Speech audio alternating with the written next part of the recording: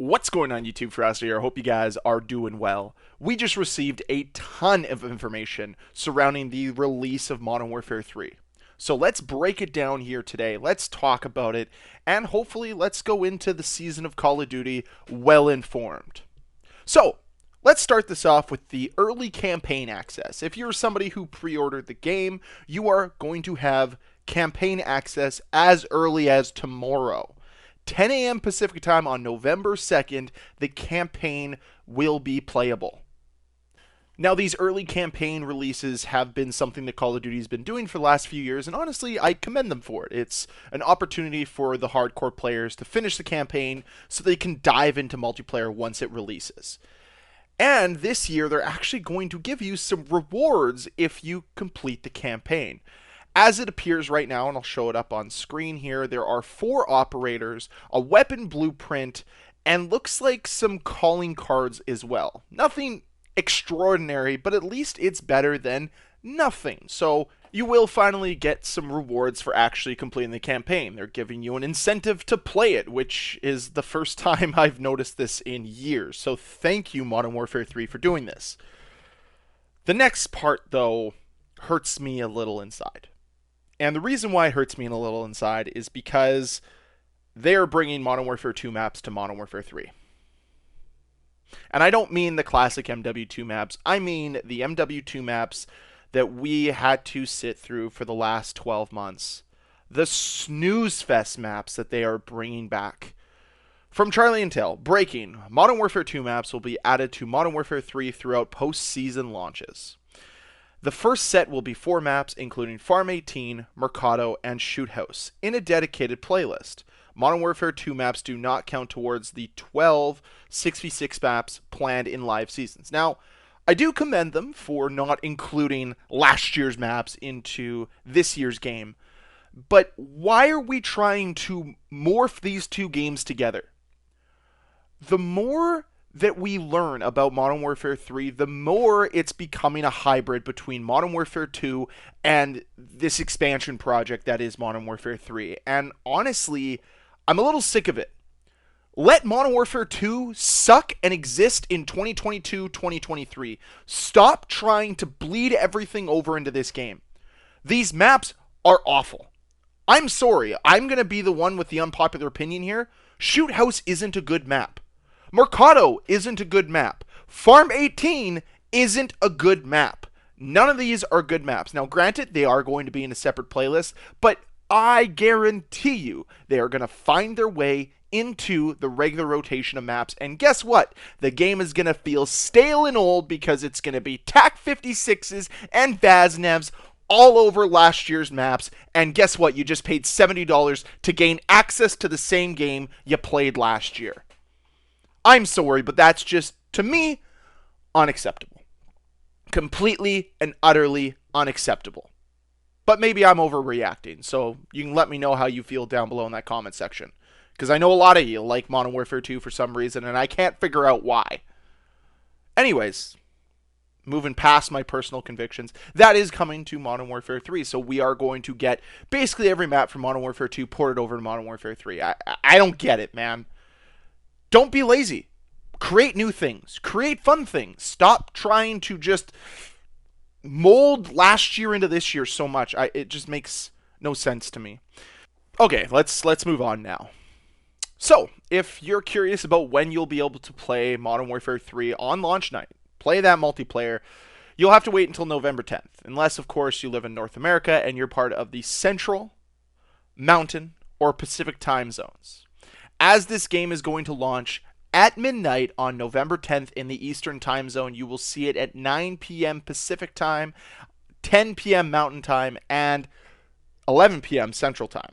Now, if you live in other time zones, over in Europe, over in Australia, you will have to wait till midday on November 10th. But you'll still get the odd opportunity to play it. And honestly, I wouldn't mind getting a launch at like 2 p.m. on a Friday. That'd be great. Finish up your work, you race home, and you play. Instead, with midnight launches, like what we've seen with Call of Duty, you play it at 11 p.m., you're up until 2:30, and then you're just useless at work the next day. Because that's what normally happens to me. Anyways, I digress. Let's talk about what we're going to see in multiplayer day one of the Modern Warfare 3 launch. So, multiplayer modes at launch for Modern Warfare 3. We're going to get Cutthroat coming back, 3v3v3. I didn't mind this mode, but again, I felt that I was always paired with Smurfs, and that was not very fun. Obviously, the traditional TDM domination, search and destroy, kill confirm, free for all, hardpoint control. War mode is coming back. Gun game is going to be standard from day one. Ground war is obviously in this game. Invasion, hardcore, not tier 1, thank goodness. And you're actually going to have a firing range. The two big exclusions here for me are demolition and CTF. And I think these are missed opportunities for for Sledgehammer Games, and I'd like to see those modes implemented ASAP. The other problem I have here too is we're missing the game mode grind, which is one of my favorites, and we're missing some of those other new game modes that were brought in during the Modern Warfare 2 life cycle. It just seems that there's nothing really new here other than Cutthroat, and I'd like to see a little bit more variety. But it is what it is, and I'm glad that we're getting a firing range. With the launch of Modern Warfare 3, it will also launch the preseason of Modern Warfare 3, and we'll finish up Season 6 of Modern Warfare 2. So, if you haven't earned anything in the Season 6 Battle Pass, you'll be able to earn it during the preseason of Modern Warfare 3. There'll be challenges, the original military ranks of 1 to 55, but no traditional prestige, because for whatever reason, Activision hates traditional prestige. Don't know why. You can level up your weapons for both Modern Warfare 3 and Modern Warfare 2, and yeah. That's what you can expect. No new maps, obviously, which I'm totally fine with. We're going to have 16 maps at launch. We're going to have the war maps. There's going to be a lot of content here. But at least we know, okay, we're ramping up to Season 1, and I really hope they knock it out of the park with Season 1. The other thing here, and I do want to commend them for this, is Modern Warfare 3 is bringing in 25 new operators. And if you unlocked all of the operators from Modern Warfare 2, which obviously I didn't, there are over 90 operators to choose from, which is great, except for the fact that it just seems to be too many.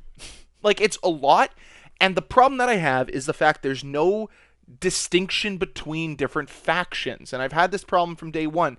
It's so hard to tell who your enemy is and who your ally is, and it doesn't allow for any creativity in that section either, and I just don't really like it. Again, this is going to feel less like battling on the battlefield and more like an episode of BoJack Horseman. I made that joke once, I'm going to stick to it. But the one thing I will say is there is a ton of challenges to complete to earn certain operators, which I guess is good. Actually, you're right. It's not I guess it's good. It is good. And not all of them are just purchasable through getting the Vault Edition or getting through a bundle. You can actually unlock them via a challenge, which is something a little different, which is kind of nice. So good on Sledgehammer Games. Way to go. Give players incentives. Good job. So, just to sum all this up, there is a ton of information, ton of features coming to Modern Warfare 3 at launch. I think there's going to be a ton of content. And honestly, this launch might be very successful because it seems as if we're going to be getting a lot of content here at launch. But talking about the post-launch, we're going to be getting over 12 new and remastered maps for 6v6, which, as I've talked about previously, that needs to be their focus this year, is rekindling the love for 6v6. And there's also going to be additional Modern Warfare 2 maps returning to Modern Warfare 3. Luckily, they're going to be in their own playlist.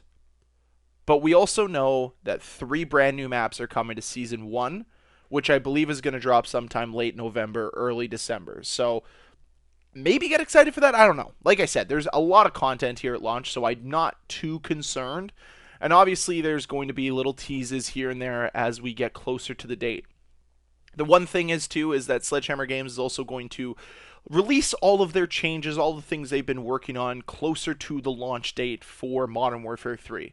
A little disappointed that we don't know what they're working on right now, but I guess we'll find out in the coming days. So when that information does come to light, I'll break it down here on this channel in a video. So I want to hear from you guys. What are your thoughts on all this information surrounding Modern Warfare 3? Are you guys more inclined to buy it? Are you less inclined? Has it changed your opinions? Are you hyped? Are you not hyped? Let me know all your feelings down below in that comment section. And as always, guys, thank you very much for watching. If you enjoyed this video, please hit that like button. If you want to see more videos from me, please hit the subscribe button. I'll see you guys next time. Bye.